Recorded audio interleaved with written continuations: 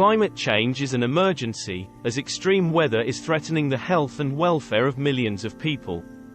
Many are concerned that our democracies are not equipped to respond to this growing crisis. Climate change has put the lives of future generations at risk, and many young people feel anxiety about their future. Climate anxiety is one of the big concerns of our times. It is now more important than ever for politicians, both local and national, to think long-term and not be only concerned with short-term decisions.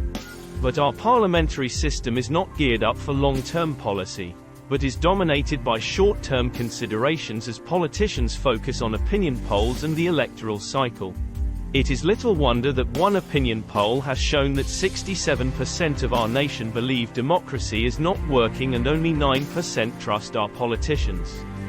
Indeed, they are the lowest trusted profession in the UK. At local level it is no different. Turnout at elections is small, and consequently any winning party only gets a small percentage of the electorate voting for them. This can hardly be called a mandate. The great challenge before us is, how do we change that? The danger is that some believe it can only be done by taking democracy away and instituting an authoritarian regime, and curtailing the freedom of protest. Some have even argued that only an enlightened despot could push through the measures needed to navigate the 21st century safely. But that is a dangerous road to follow, as authoritarian regimes rarely produce good government, and indeed the top 10 countries in addressing climate change are all democracies.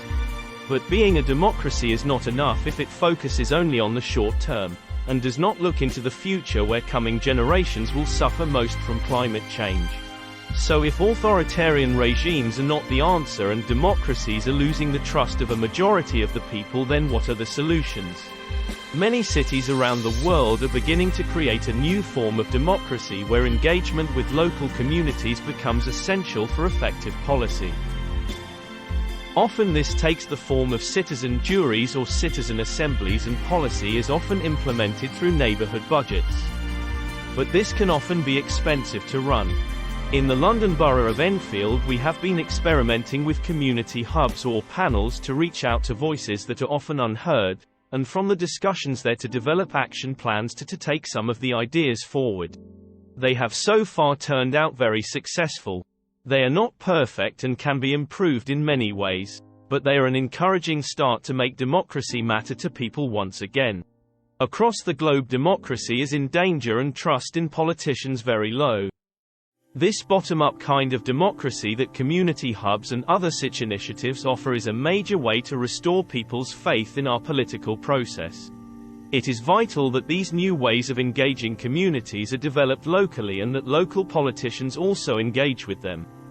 In many cities in the world, politicians are doing so, and hopefully this will happen in Enfield too.